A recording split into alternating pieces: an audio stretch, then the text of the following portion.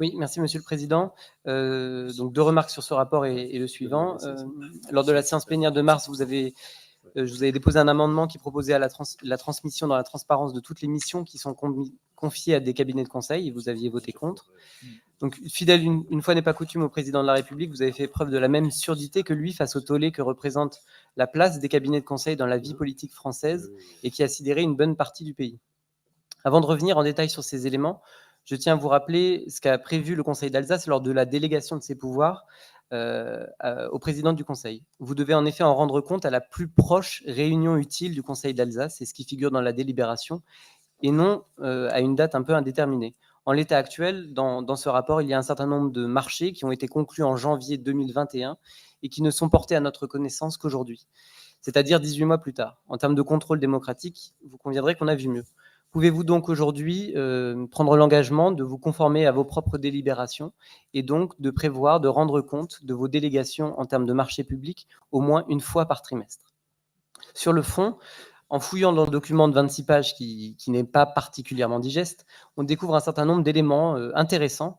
Je vais en apporter certains éléments au débat. Donc on apprend que vous avez sollicité un cabinet parisien pour l'élaboration du mode de financement commun au Collège du Haut-Rhin et du Bas-Rhin. Entre cette année et l'an passé, c'est plus de 110 000 € qui auront été dépensés pour essayer de trouver un montage pour l'harmonisation de la DGF des collèges.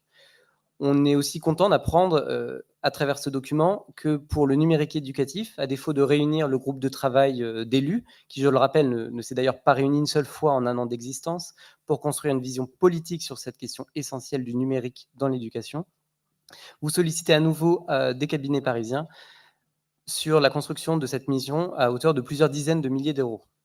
Je suis aussi ravi d'apprendre à nos concitoyens que vous sollicitez des cabinets externes pour faire exister la CEA en tant qu'objet de communication. C'est ainsi que vous dépensez 200 000 € pour promouvoir l'image de la CEA.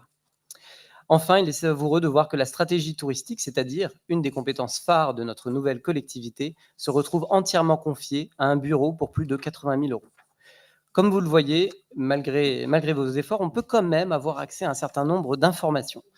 Bien sûr, présentées de cette manière, dans ce tableau fourre-tout, elles sont indigestes et plutôt partielles. Il est encore temps de revenir sur votre décision et je vous demande donc si aujourd'hui vous acceptez de publier une liste afin d'avoir un débat contradictoire plus étayé sur la question de la place des cabinets de conseil dans notre collectivité. Je vous remercie. C'est la commande publique, c'est la procédure des marchés, tout est dans l'ordre et on n'est pas dans la cogestion avec vous. On n'a pas forcément à vous donner les renseignements sur tous ces sujets-là.